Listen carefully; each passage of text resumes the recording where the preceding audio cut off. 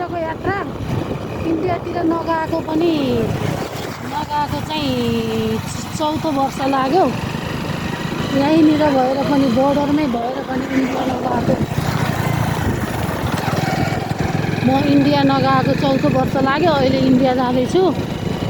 India जान मलाई मनै पर्दैन, मेरो काम पनि पर्दैन, मन पनि पर्दैन।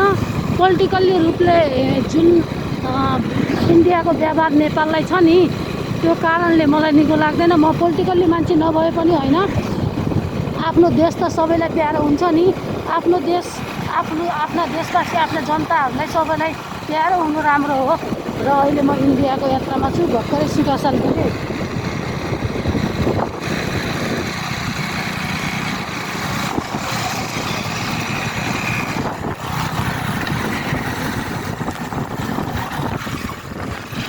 बनबासा पुल हाम्रै हो। बनबासा पुलमा फोटो खिच्न पाइन्न, चान्स लागेमा खिच्नेछु। अब देख्यो भने त्यो धोतीहरूले कचकच गर्छ, इन्डियनहरूले कचकच गर्छ। तिनीहरूको कचकच किन सुन्नु भन्ने पनि लाग्छ है। आफू त नेपाली, नाक ठुलो।